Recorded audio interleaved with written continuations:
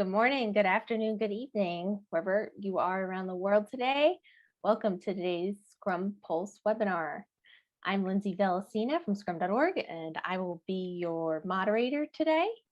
And today we have professional Scrum trainer Mary Iqbal, and she's going to share common Scrum myths and how to correct them. Looking forward to a great conversation today. And here's the next slide.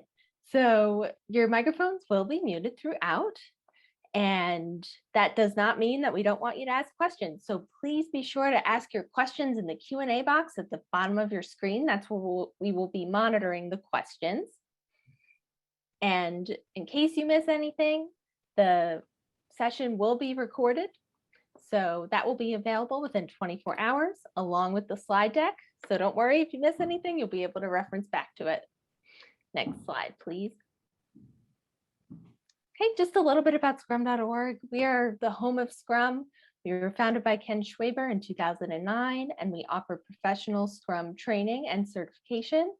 We have over 340 professional Scrum trainers like Mary around the globe, and they all teach the same consistent message and materials for a very consistent learning experience.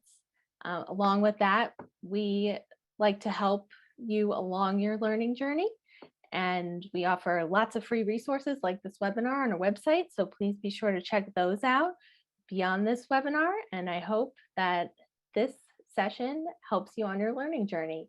And with that, I will hand it over to Mary. All right, thank you, Lindsay, and thank you all for being here today. My name is Mary Iqbal. I am the Agile Transformation Manager at WPS Health Insurance based in Madison, Wisconsin. WPS Health Insurance is one of the largest health benefits providers in the state of Wisconsin. We are a not-for-profit organization with more than 4,000 employees, and we offer health plans to the public and private sectors. I am also a professional Scrum trainer with scrum.org, and I'm the founder of Rebel Scrum, and I teach both public and private classes. My upcoming classes include Professional Scrum Product Owner on March 17th and 18th, and Professional Agile Leadership scheduled for 4 half days from noon to 4 on 4 p.m. Central Standard Time on March 21st through the 24th, and finally Professional Scrum Master 2 on April 16th and 17th. So I'd like to start our conversation today talking a little bit about the growth of Agile adoption, just generally in the industry today. You can see before you figures taken from the 14th and 15th annual State of Agile report from Digital AI. These figures are taken from 2020 and 2021. The new report should be coming out in April of this year. So I'll be excited to see whether this growth trend has continued. But you can see from these figures, the adoption of Agile has been growing significantly in recent years. In 2020, for example, within the software development industry, the adoption of Agile grew a stunning from 37% to 86%. And then in IT generally grew from 26% to 63%, and operations, et cetera. As you can see consistently across the board, we almost doubled in our adoption of Agile across the various industries. I think a lot of that had to do with my speculation of COVID, but also it had to do with the fact that Agile is, I like to think of Agile as coming of age at this point. The Agile manifesto was written 21 years ago. Scrum has been around a little bit longer than that, and it has been growing consistently year over year. Now, Scrum is consistently the most popular of all the frameworks within the Agile umbrella. Scrum is a very minimalist framework in the sense that it provides just enough structure, but not too much. I like to think of it as the Goldilocks of the Agile frameworks. Just enough, but not too much structure. Scrum consists of 3 roles, 3 artifacts, and 5 events, and the interactions that govern between them. And that's it. With the rapid adoption of Agile that we've seen in recent years, I think a lot of those folks who are using Agile and using Agile frameworks have not yet been trained in Agile or may not have all received training. So as a result of this rapid adoption of Scrum and various Agile frameworks, I think a lot of myths have come to the fore. So what we're going to do today is we're going to talk about some of the most common myths that I hear in my day-to-day work. So let's start with the first one. best way to get work done is to start it earlier. This is a very common one, and it's something that comes from a lot of our backgrounds. We all come to Scrum from different paths, different ways of working, and we all come to it with our own history with us. So a lot of us come to it and we say, if you want to get something done faster, it's better to start it earlier. Seems logical, but it's actually not. So what I want to talk about is limiting work in progress. Actually, the best way to get work done faster is not to start it all earlier in one lump, but it's actually to limit the work in progress, limit the amount of work that we're doing at one time. So if you think about it, right? If you had a bunch of boulders that you wanted to push, let's say across a field instead of downhill, if you had a team of folks and they all focused on all of the boulders at once, you wouldn't get very far. But if you had that whole team of folks work together and move that one boulder, just one at a time, you're going to get done a lot faster than if you start them all at once. That's what we're talking about when we say it's not getting the work started earlier. It's concentrating on one thing at a time, limiting our work in progress and focusing our work and our effort on one thing at a time. So there's a great study in the book Kanban by David Anderson that talks about this idea of limiting our work in progress. So in this particular case study, there were two teams, Team A and Team B, and they were both approximately the same size. They both worked on pretty much the same sort of work, but one team limited their work in progress to between 5 to 10 items at any given time. And the other team limited their work in progress, didn't really limit their work in progress at all, and had about 80 things that they were actively working on. The team that had 80 things that they were actively working on had a lead time of about 3 months from start to complete. And the team that limited their work in progress had a lead time between 5 to 10 days. So this is just one of many stark examples of the impact that limiting work in progress can have on your team. What does that mean for Scrum, right? Because a lot of you are thinking to yourselves, well, that's Kanban. What does that mean for Scrum? So I've shown here an example from our professional Scrum with Kanban class from scrum.org. And it talks about what does it mean for Scrum? So what it means for Scrum is we don't start everything the first day of the sprint, or we shouldn't start everything the first day of the sprint. So you can see this example of a Scrum board for a team who's visualizing their work. You have on the left-hand side all the product backlog items that have been selected in the sprint, and they've tasked out their work and determined for each product backlog item selected, they have a certain number of tasks that they're planning to achieve. The best teams do not actually start all of their work on day one. If you want to limit your work in progress, instead, what you would do is start some of your work on day one. And then as soon as that work is completed, then start more work and progress through the sprint in a more controlled manner. Rather than trying to do it all at once, think about how do we need to start and how do we need to finish? What is the best order in which to accomplish our work? So how to correct this myth? At the sprint planning meeting, discuss your plan for delivering the product backlog items that have been selected to the sprint. Don't just each one of you go in and start your work, right? Really think about it and be deliberative about what's the best way to accomplish our work. Discuss this at your sprint planning meeting and put together a plan for delivering your work.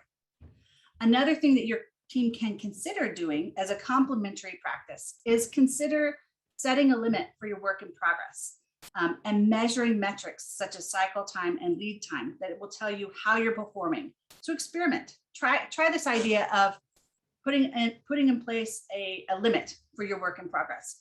So for more on this topic and the different ways that you can implement it for your team, I suggest the Professional Scrum with Kanban class from scrum.org.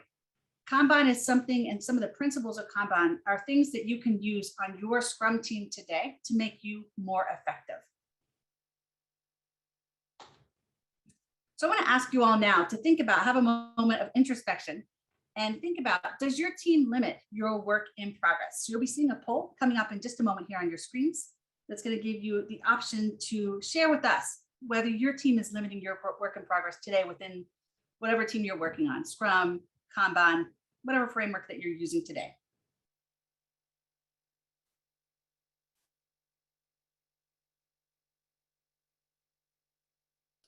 Okay, that poll is launched. We'll let those results come in. And as those come in, Mary, let's take a question from the audience. So this question is directly related to the example that you shared. So they asked the 5 to 10 day lead time, was that for individual items? And what was the completion for each of the teams for the full backlog? Do you have those numbers? So I do. So the 5 to 10 days was an average across all of their product backlog items. So it wasn't for the individual tasks. It was the average across product backlog items. I think he did that average over, I'd have to confirm, but I think it was over a month was the average. But I didn't understand the second half of the question. Okay, Could so you read that again? the second half was, so what was the completion for each of the teams for the full backlog? And do you have those numbers? Great. So actually they did share a product backlog. That's what makes the improvement a little bit stark. They were both teams that were working from the same product backlog. The lead time refers to how much time it took from when a product backlog item was started to when it was completed for each team. Okay, thank you for that clarification. All right, we're going to end the poll. And keep your questions coming. We will hopefully have some time at the end, and if not, we will share these questions with Mary to address. So let's share our results here. Okay. Interesting. Okay, so it looks like we got pretty close to a 50-50 split on whether teams are limiting work in progress or not. I just want to remind you that this is a complementary practice. I started the beginning of our course talking about, or the beginning of our discussion today, talking about the fact that Scrum is a very minimalist framework. So I want to be careful to state that some of these things that we're talking about are suggestions. Limiting work in progress is not something that you have to do, but it's something that you could consider doing to improve the effectiveness of your team. And as we go throughout the rest of the day today, I'll be pointing out those things that are suggestions and those things that are either part of the Scrum framework or are clearly complementary practices. So let's move on to our next Scrum myth. So this one's very near and dear to my heart. So the myth is velocity is part of Scrum and it's the best way to measure team performance. So that is the myth. In actuality, velocity is not a part of Scrum. Velocity is actually a complementary practice that is used for planning purposes only. It's something that teams can do if they wish to do so. So let's take a moment first before we go much further and define velocity. What do I mean when I say velocity? Velocity is measured as the number of points that can be closed per sprint. It actually can be measured different ways depending on the way your team sizes your stories. But the most commonly used ways of velocity is the number of points closed on average per sprint. So let's say that your team is using points to estimate their work, which is actually a complementary practice. If they have pointed on average each of 10 stories to be about 10 points each, and they close each one of those 10 stories in the sprint, then their velocity would be 100 points per sprint on average. So you can see here, this is a sample of what velocity might look like for a sample team. And over time, how many points that sample team has closed per sprint. So for example, in this sample velocity, you can see in sprint 1, the team closed about 34 points. And in the next sprint, they close, let's say around 38 points. And it varies over time. That's what velocity is. I think a lot of folks have gotten the impression that velocity is a requirement for Scrum, and that is not the case. Velocity is a planning tool that teams can decide to use, or they may not decide to use velocity. And I think the other thing about velocity is, even for those teams who have decided to use it, the use or the purpose of velocity can be confusing. Sometimes management will think that velocity is something that is used to measure the performance of the team. And a lot of folks think that velocity should be continually improving, otherwise the team's not getting better. But that's not actually the case. Velocity is just a tool. And the right way to use velocity is to plan how much work you can pull into the next sprint. So for example, in my sample from above, if the team is pulling or completing an average of 35 points per sprint, they may choose to pull in 35 points in the next sprint. that's what it's for. It's not intended to be a measure of team performance. I think this point is very, very critical for folks to understand. So rather than using velocity to measure team performance, what do you do? How do you correct this myth? So the first way to correct this myth is simple education, right? What is velocity? It's not a measure of team performance. And instead of using velocity for team performance, what should you measure? Where each team has to have this discussion for themselves.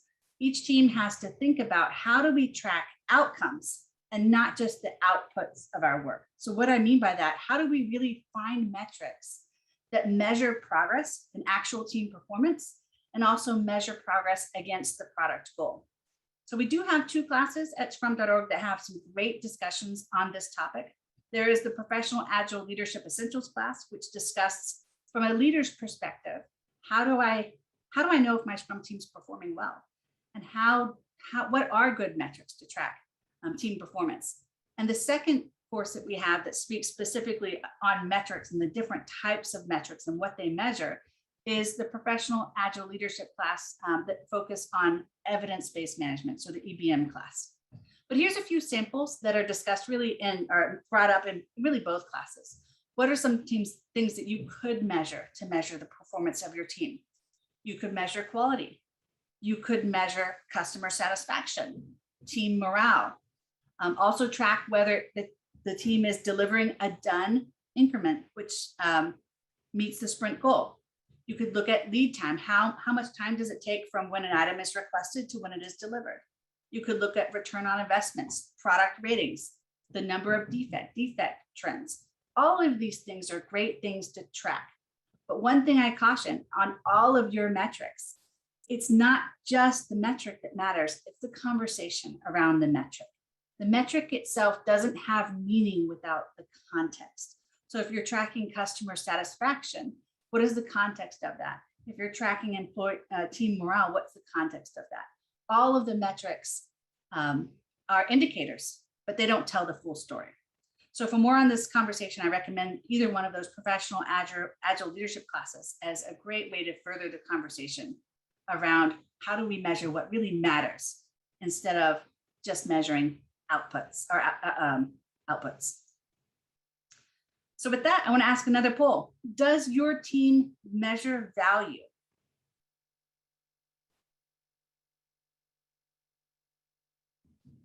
One moment here. Okay. Poll is launched. And it looks like we have some questions that came in. Let's skim through these quick. Okay. Here's an interesting one, Mary. How do we track team morale? So there's lots of different ways to do that. I would actually suggest that your team consider what's the best way to do that. Your organization consider what's the best way to do that. You can do anonymous surveys would be one way to do it. Some teams even just do sort of a sentiment. How did you feel about the previous sprint, and track that over time so they can discuss it at the retrospective. Again, some teams will do anonymous surveys on a regular basis. Some teams will be doing anonymous surveys, quarterly, monthly. It really is up to you. But those are some really common ways to track that information. Okay, great. So let's have a look at our poll here. Going to end it and then share. And there we have it. I'm not surprised to hear these figures. It's I think something that's not commonly done yet. I think there's an evolution with Scrum teams. When a team first forms, there's things that is common to that. And one of those things that's common is not tracking value metrics. I think for a lot of teams, another interesting question would have been, which I don't want to bring this up, is, are you tracking outputs, right? Are there things that you're tracking that maybe you shouldn't be tracking? I would wager that that's probably the case here. A lot of newer Scrum teams, get started, which is fantastic, right? You should get started, and then you're going to improve from there. But a lot of the newer Scrum teams do tend to track things that are more based on outputs, like how many how many, widgets, I don't know, things that are less valuable. So I'm not surprised to hear this. I would encourage you at your upcoming retrospective to talk about what are some things that we could track that really are more value oriented and that measure our progress as a team. So for example, quality or customer satisfaction. And then those things that you are tracking, bring them back to the team and share those results on a regular basis so that the team can learn over time. That's what Scrum's all about. One of the great things about Scrum is the ability to learn over time. All right, so thank you all for that. All right, let's move on to myth number 3. Scrum teams should focus on one technology area for maximum efficiency. So what do I mean by that? That's a lot of words and a lot of syllables. Here's what I mean by that. If you look at, this is just a sample for a technology organization or technology-based organization. If you think of a website, for example, the website has the user interface, right? And there's a team of people who might focus on that. There's a team of people who might focus on the database and the data storage. And then all those different teams in between that focus on moving data back and forth or storing data. And a lot of times what organizations will do that move towards Agile is they'll take those teams and they make them Agile within their current frameworks. But a better path is actually to look at those teams and think about what is the product that we're all together servicing, and then form cross-functional teams that may cross technology areas, but which are all focused around the same product. So it's a really important conversation to have within your organization is, are we focused on the right thing? Are we focused on our product, or are we too focused on the technology? And what is the better way to structure our team? So here's what I mean by that from a more of a practical, less theoretical standpoint, right? If you think about on the left-hand side, you might have multiple teams, each one focused on a different technology. So for example, let's say there might be a Java team, and there might be a SQL team, and there might be a team focused on EDI. And each team might be separate. But let's have the conversation within your organizations. What is the product, and does that product cross technologies? And if so, do we need to create a more cross-functional team? So this is an important conversation to have. And the way to correct this myth of the technology teams is to really start by defining your product. Start with the customer. So this is a complicated subject. So for more conversation around this, I recommend the Professional Scrum Product Owner class. And also the Scale Professional Scrum class has a further discussion around this. But ask yourselves, who is our customer? And are we really organized in the best way to solve value for that customer? Or have we created unnecessary silos within our organization? This is something that only you can decide independently through conversations within your organization. But I definitely recommend the Professional Scrum Product Owner class for a little bit further discussion around this. And the Scale Professional Scrum class has further discussion around this topic. So let me ask you a question now. Has your Scrum team defined products, or has your organization defined what is the product and who is our customer? Have you put some thought into this question? Okay, and that poll is launched. While we are gathering that, wow, there are lots of questions coming in here. Let's see. How about this question from Andy here? How do you migrate to Scrum and continue to deliver at the same or faster rate? What's the key? That's a great question. I thought you were going to ask how you define your products, which, by the way, we do discuss in Stop Pretending to be Agile, which is my previous webinar. We do discuss how to define your products, but how do you navigate to Scrum and maintain your current velocity? The question there is a great question. So the first thing I think you need to focus on is forming your teams, defining your product, and then getting started. As you get started, start your first Scrum team by delivering something of value. Start your first sprint by delivering something of value. You don't need to deliver the entire kitchen sink, but you're delivering value incrementally every sprint. And with each sprint, you're going to ask yourself, how did that go? Was there anything that we could have done better? And then you're going to do that, right? Take 1 or 2 improvement ideas and implement those in your next sprint. And then in the sprint after that, take 1 or 2 improvement ideas, think about how it went and implement those. So I think the best tip I can give you is get started, get your team trained, identify the accountabilities, who's going to play each accountability, the Scrum Master, product owner, the developers, and then simply get started and focus on delivering value in increments, not the full, it doesn't have to be the whole kitchen sink, but something that is of value every sprint. Then every sprint, ask yourselves, how did it go? All right, so let's move on then, but think about and ask yourselves that question. Have you defined your products? All right, so let's move on to the next myth, one of my favorites. Scrum has too many meetings. I hear this one a lot. When you first start Scrum, it can look overwhelming, right? When you see it on the screen, there's 5 events. That sounds like a lot, but it's really not. The 5 events within Scrum are, first off, the sprint, which is the container event for the other events. And then you have the sprint planning meeting, which is the first event within the sprint. This is the event where you're going to plan out how are you going to accomplish the work of the sprint? What is our sprint goal? And what are the product backlog items that we're going to select for the sprint? So this is one happens once during the sprint. And then you have your daily Scrum, which is a 15-minute touch base for the developers only. Then concluding at the very end of the sprint, you have the sprint review, where you meet with your customers and you show what was delivered. And then you have your sprint retrospective, where the Scrum team discusses how did it go. So it can look like a lot on paper, but it's really not. If you think about a 2-week sprint, you're starting with sprint planning, you're ending with sprint review and sprint retrospective, and then you've got that daily Scrum in between. It's really not a lot when you're practicing it. In practice, it's a daily 15-minute meeting. And those events really, truly eliminate or greatly reduce the need for other meetings. So I can tell you from my experience, right? Before I started using Scrum, you might have developers suffer in silence for weeks.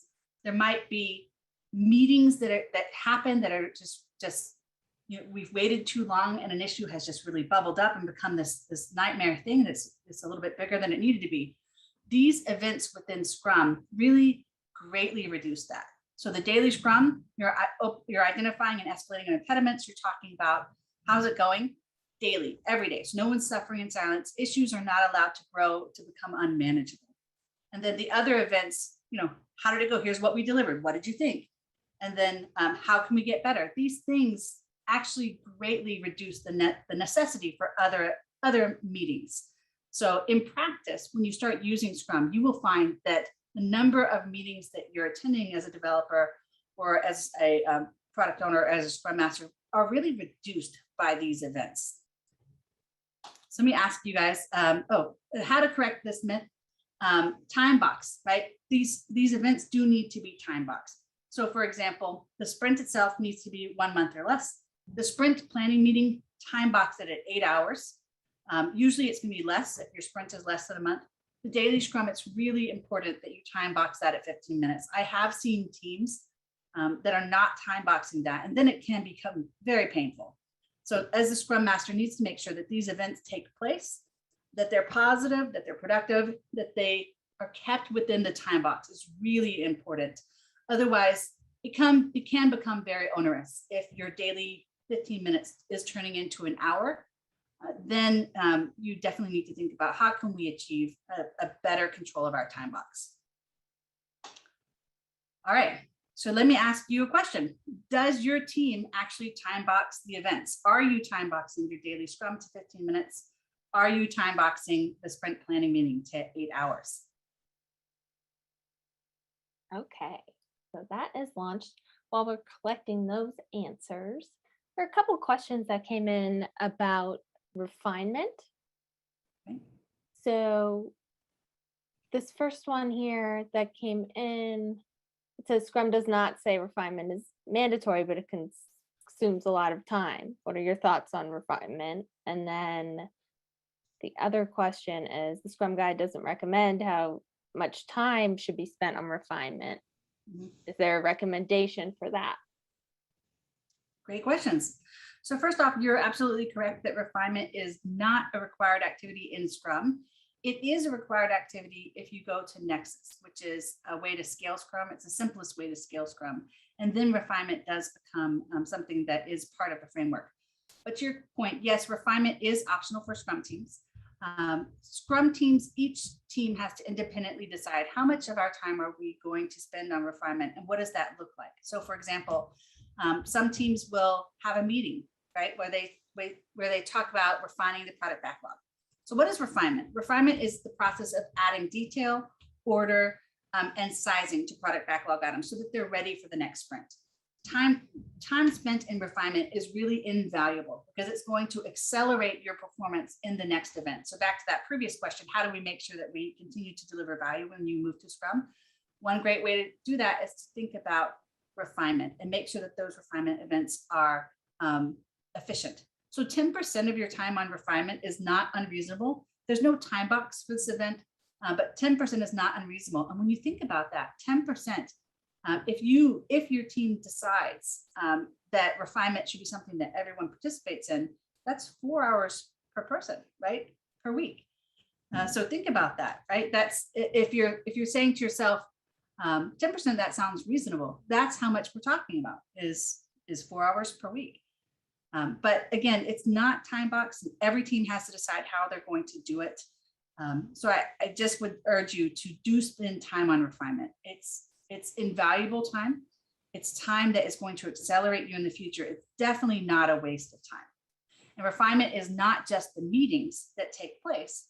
Refinement is also going out there and doing the research on each of the product backlogs that are higher ordered in the product backlog, doing some research, doing some looking and consideration and thinking about each of those product backlog items and how can we use those product backlog items to maximize the value of the product. Thanks, Mary. Okay, so let me end the poll here. I'm going to share our results. Okay. And there we have it. Fantastic. That is great news. All right. Well, then I think we can move on to our next myth. So that's fantastic. Great figures. I think that's really great. Okay.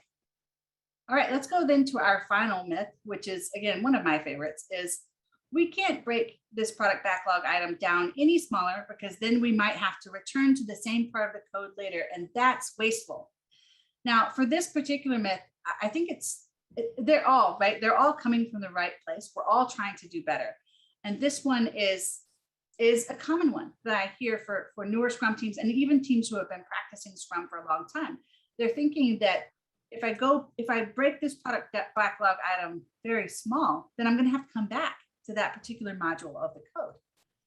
And the thing is, that's true, right? If you do break down your product backlog items so that each one is relatively small and delivers a unit of value, there is a chance that you're going to have to come back to the same area of the code. But I would submit to you that almost no matter what, you'll be coming back to that part of the code at some point in the future. So if you think about it, if you look at this visual that I'm providing, I'm showing a sample product backlog item, and I'm showing, in this case, a software team, but you could generalize this to say human resources or marketing. And I'm saying here that, the items in orange impact module B, or if you're human resources, may impact hiring, or if you're marketing, well, that might impact the sales team, for example. The items in orange are just saying that we impact a certain area of the system. And you may be saying to yourself, yeah, if you combine, if you have them separately, we're going to be going back to the same modules over and over again. And the answer is yes. But if you were to go through and combine these based on their impacts, then what's going to happen is, in effect, we're all of a sudden ordering the product backlog by module or impact area instead of allowing the product owner to order the work based on what's the most valuable thing to do next. So you need to be careful when you're thinking about how big to make your product backlog items. Am I making them too big to try and minimize impacts or combine impacts? If you're doing that, then you're really taking some of the accountability away from the product owner. So I think this next really, to me, really tells that full story, right? Let's imagine for a moment that you have gone ahead and combined these items, right? Then you've got this really big product backlog item that includes some really important features, some that are not as relevant, but they're all in the same area of the code. So we put them all together, right? And we're working on delivering that huge product backlog items. There may be other work that was more important. right? That we're not focusing on because we're trying to artificially organize our work to minimize impacts or to minimize going back to that same area of the code again. It's not efficient, right? It may look from from the forest versus the trees, right? It may look when you're zooming in, oh, that's more efficient. But when you think about the bigger picture, it's really not the most efficient way to deliver value to the company or to your organization. So I encourage you, when you're looking at your product backlog and you're conducting those refinement meetings with about 10% of your time, really think about, can we cut this work any smaller? Can we make it so that each product backlog item delivers a unit of value, right? It's developed, it's tested, it's complete, and itself provides value. But it's as small as possible. It's small enough that it can be completed within one sprint. And it's not just about prioritizing the work. Organizing your work this way and delivering smaller units of value will help the team to uncover unexpected issues earlier than if you had cut them a little bit smaller. So for example, in this little kind of cartoon I put together, the team is delivering a larger product backlog items and comes up against an unexpected technical issue. If the team had cut their work a little bit smaller, they may have found out about the technical issue earlier. So for example, an imaginary situation might be a team who was delivering a web form. The web form includes, building the user interface and also creating the fields and saving them to a database. If you had delivered your work in smaller chunks, you might find out earlier that the fields don't actually save to the database. It's a lot better to find that out with 5 fields than after I've built this form field with 5,000 fields on it. It's a lot better to find out the work earlier. So it's about prioritization, it's about risk mitigation, it's about delivering value sooner. It's not the ideal way to work to try and deliver value in huge chunks. You want to deliver that work in smaller increments if possible. So how to correct this myth? In your refinement, when you're spending 10% of your time in refinement or more, depending on your team, higher order product backlog items should be sized so they can be completed within one sprint. Even if more than one developer needs to work on it, they need to be sized so that they can be completed within one sprint. You don't want to have a product backlog item that's so huge that it can't possibly be completed within the sprint, even if you had your whole team working on it. That product backlog item is too big. Developers should also collaborate with the product owner to maximize the value of the product. They need to come and give suggestions. How can we break these product backlog items down smaller? What's the most important thing? Is there a better way to do this that might be quicker? And then keep in mind, developers are accountable for sizing those product backlog items. The product owner is not most of the time going to know how much work goes into each item on the product backlog. That's up to the developers to give that input. So there is a balancing act where the product owner is collaborating with the product owners, coming up with the ideas for the things that we can put on the product backlog. The developers are coming at it saying, okay, well, that thing's too big. Is there a better way to do it? Can we cut it up smaller? That collaboration is what makes that product backlog a valuable to-do list for the team. It can't be something that the developers create on their own or that the product owner creates on their own. That's something that they need to work together on to maximize that value of the product and to make sure that we're delivering value incrementally in small pieces, sprint by sprint. So I'm going to ask you guys, I think it's the final poll of today, really ask yourselves, are the higher ordered product backlog items right sized? When you're coming into the sprint planning meeting, do you have enough work for the sprint, which is sized so that it can really be realistically completed within the sprint? I'm actually quite eager to hear your thoughts on this and what the percentage comes out to be. Okay, so while we are waiting on that, here is a question from Emily. Emily asks, what if splitting a backlog item makes the split parts not individually deliverable? Great question, Emily. You do need to split your stories so that each one provides a unit of value. So what I mean is, you do not want to split your stories so that you're doing development in one product backlog item and testing in another product backlog item. By the way, Emily, I think you used the word stories. Stories is a complementary practice that is used. She didn't. She actually used backlog item. Oh, did she? Okay, I switched it then. stories is a commonly used method for writing product backlog items, but you do need to ensure that your product backlog item delivers a unit of value. You don't want to cut it up focused on how you're delivering it. You want to cut up that story or that product backlog item so that it delivers a unit of value, regardless of how it's delivered. So just keep in mind when you're conducting that refinement with your team, it's really about the value that's provided. When you're cutting up the stories, don't cut them up based on how you're going to deliver it. It is a subtle difference, but it's an important one. Great, thanks, Mary. Okay, I'm going to end our poll. I'm going to share it here, and it is pretty much down the middle. Okay. All right. So if I was to recommend which one of the myths that I would attack first, it would be this one of all of them. Because if you think about the Scrum Guide, it discusses the fact that Scrum is used for iterative incremental product delivery. You're not delivering incrementally if your product backlog items are sized too large.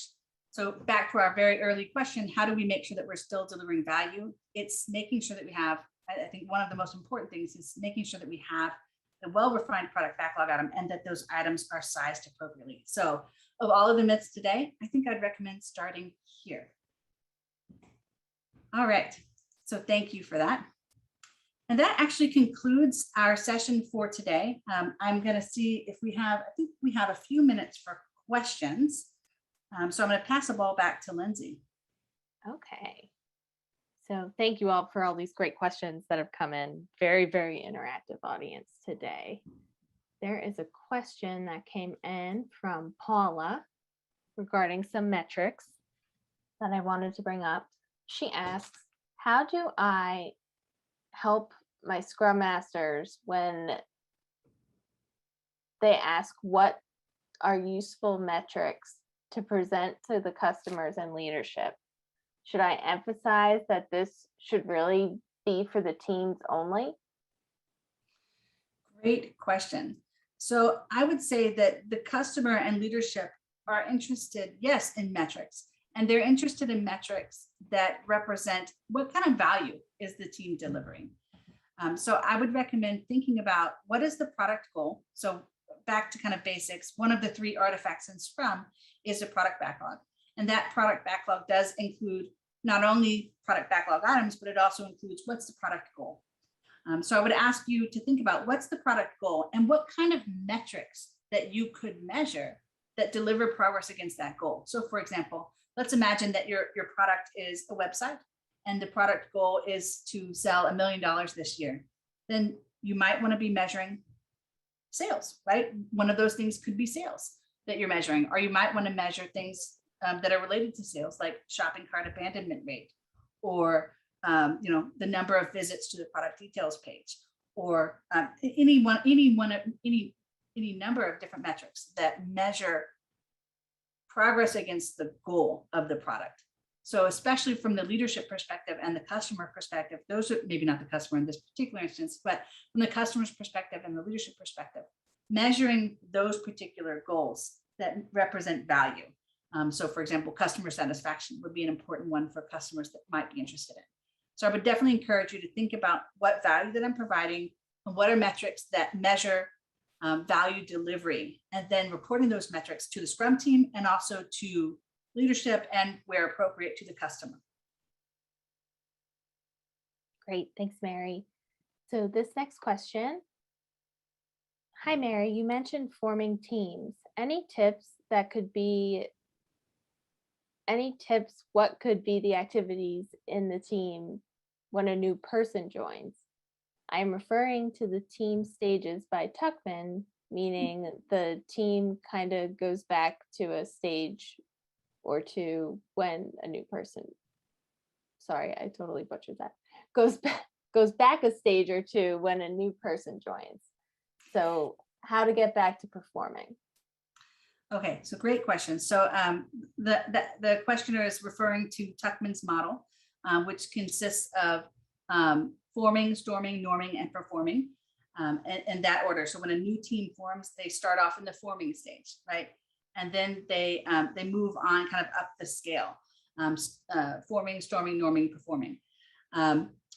anytime a new team member joins the team, so let's imagine that you have a Scrum team that's been in operation or been working together for a year, and then you add a new person to the mix, that team really goes back to the forming stage at that point. And then they move on to the storming phase where they're trying to figure out how to work together. And the way that you can, the goal, right, in that model is to get to the performing stage. So you want to go through that forming and storming and norming as quickly as possible. And there are some complementary practices in Scrum that can help you achieve that. So the one that most comes to mind for me, the complementary practice, is team agreements. You might consider team agreements as a way to help make your teams move through those tuckman stages a little bit more quickly. So a team agreement, again, is a complementary practice, and it describes things like how does the team work together? Things like when are the events going to be, right? What time does the daily Scrum happen? But also things like how do we handle conflict as a team? What is our expectations in terms of attendance at the daily Scrum? Or attendance at the sprint planning meeting? Are we all gonna, are we gonna be 5 minutes late? Is that acceptable? Or do we all need to arrive on time? All those sort of things are spelled out in the team agreements. I do think that's a helpful way to help ensure that teams move through the forming, storming phases a little bit more quickly. Another suggestion that I would have for you is think about the Scrum values and how do you live those values? I think a discussion on the Scrum values on a regular basis would be something fantastic to help improve team performance and also build trust among team members, which in itself helps you become a higher performing team.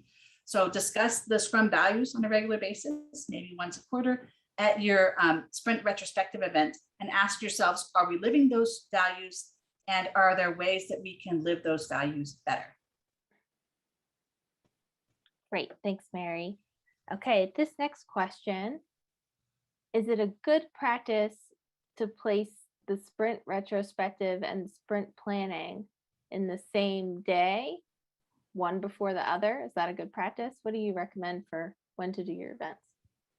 So it is completely up to the team. Scrum does not dictate that. So I would say ask your team, discuss it at the retrospective. Do they feel that it's too much to do in one day? Or do they feel that they want to do it together so as to be more efficient, right? It's really up to the team. I've seen teams do it on the same day and I've seen them do it on separate days, and every team has a different opinion on that. So I would say I can't even give a recommendation. My suggestion is to ask your team at the retrospective, take a vote and go with the majority on that, and then discuss it. Don't change it up too frequently because it's, it can be confusing if the events are moving around all the time, but ask your team and go with the majority's vote on that one, and then ask them again, see how it's going. I've done both ways, both have their merits. Great, thank you. This next question, what exactly do you discuss in the daily Scrum? So one of the, I'm just kind of laughing because that's one of the things I discussed in one of my myth articles. So it's up to the team, right? The purpose of the daily Scrum is it's an event for the developers. And the purpose of the daily Scrum is to increase the likelihood of delivering a done increment, which meets the sprint goal. So a lot of teams do different things. Like some teams will ask, we'll do a sort of a round robin event. And some teams will ask each person to speak to, what did you do yesterday? What did you do? What are you going to do today? And do you have any blockers? And each developer goes around sort of in round robin fashion and speaks to those 3 topics. That's a very common way to do it.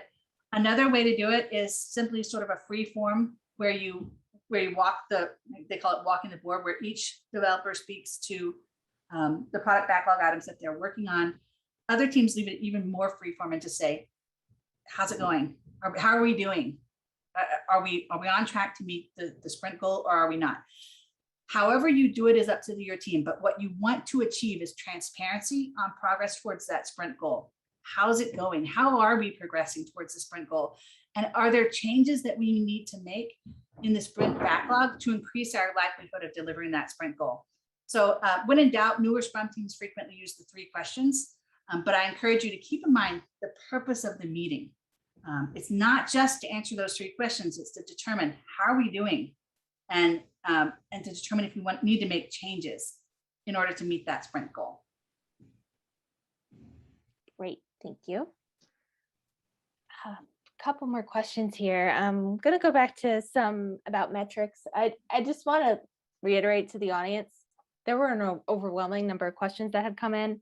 They're all going to be shared with Mary afterwards. So if we do not get to your question, it doesn't mean you aren't important. So they will be addressed in some way, shape, or form. Just wanted to let everybody know that. So this question, how can we use quantitative metrics to measure qualitative items, quality, value, morale, etc.? And how can we link this to team performance? Okay, great question. And they're looking for examples. Looking for examples. Okay. All right. So if you want to measure quality, quality depends on the product that you're delivering. So for example, if your quality is a website, quality might include things like, was the data passed in the shopping cart correctly to the database, for example? Were the address information correct? So quality can be a very, you can think of it as a qualitative, but there are quantitative measures to measure that. So for example, number of defects found in production. That's a very quantitative way to measure quality. Another way to measure, another kind of qualitative thing that you can measure quantitatively is employee morale. For example, the two ways I thought of it is asking anonymous survey on a regular basis, and then look at your trends. Are they getting better or are they getting worse? Right. So if you start at a 3 out of 5 in terms of how happy I'm here to work here, is that number getting better over time or is it getting worse? That's how I would recommend looking at something that's qualitative and then putting together quantitative measurements that measure it. Look over time how you're trending on those measurements. It can be as simple as asking your customer on a regular basis, on a scale of 1 to 10, how satisfied are you with our product? And then measuring that over time, asking that question again over time. There's lots of different ways to measure these sort of qualitative measures. And you might look at net promoter scores in order to measure customer satisfaction. So do some Googling on that would be another great way. Did that answer that question? Well, if it hasn't, please come back to us with a follow-up. Okay. Okay, so this question from Linda. When we say a backlog item is sized, is it better to use points or estimated effort in hours? That is a great question. So there's really 3 ways you can size your stories. You can use hours, you can use points, or another way that you can plan your work is to use flow metrics. So I think it is up to the team. I would recommend against using hours though, because hours is not taking into account the full picture. When you estimate a product backlog item in terms of hours, you're thinking just of the number of hours. But what if a new developer takes on that story or product backlog item? Or what if you have a senior, somebody with more experience that takes on that product backlog item for delivery? Then your hours are immediately wrong. So a better way to estimate, better than hours, would be to use points. Points take into account comparative, right? They're not, it's 5 hours for this particular product backlog item. It's instead compared to other work, is this bigger or smaller? So points is a little bit better of a way to plan your work. And it takes out of the wash this idea of who's delivering the product backlog item and instead focuses on average, how much work can a team deliver, regardless of who does what individual product backlog item. So points is better than hours in that way. You could also consider using flow metrics, which instead of using points, it focuses more on how many product backlog items in an average sprint do we typically deliver. So flow metrics it's a whole nother art. You can consider things like making your stories similarly sized and then focusing on just the flow metrics. What's our average lead time? What's our average cycle time? That is the third way you could plan your work. They all have their merits. I would suggest, my only caveat is I would suggest against using hours because it's too, doesn't take into account the many factors that go into a sprint, including who's delivering which item. Points is just a better way to do that, or flow metrics is a better way to plan your work. I do want to mention I am discussing some of this in one of my upcoming articles. So I would encourage you to go out to rebelscrum.site and sign up for our email distribution list. You can find that, sign up on the top level navigation bar, and you can be informed when we come out with new stories that discuss some of these topics that you're asking in these questions that you're, these really great questions that you're surfacing. And I also encourage all of you to check out the scrum.org blog, and you can filter to Mary, and you can check out all of the blog articles that she's written. A lot of them point to some of the stuff. So I would definitely recommend checking that out at scrum.org/blog. And with that, so we are coming up on our time box here, and we want to be respectful of everyone's time. So I will share these questions with Mary, and we will figure out a way to address them. Thank you all so much for being such an active audience. We really appreciate it, and we're so glad that it seems that you got some value out of this. So with that, just a reminder, we always encourage you to continue your learning. So with that, we have digital learning paths on scrum.org, so please check those out. There are lots of free resources on there, including blogs, webinars, podcasts, white papers, case studies, all kinds of things. So please check that out for some additional resources. Next slide. And as we close, we just remind you to always stay connected with us. Our forums are a great place to share problems and things like that and get answers to them. There's also our social media channels and webinars like this one. We run webinars a couple times a month. So please check those out on our website. And with that, I think we had a great session today. Thank you all so much. Thank you, Mary, for your time and sharing your knowledge. We really appreciate that. All right. Thank you so much for being here, and we appreciated your time and your questions. And thank you, Lindsay, for hosting today's webinar. Sure. Thank you, everyone, and Scrum on. Bye.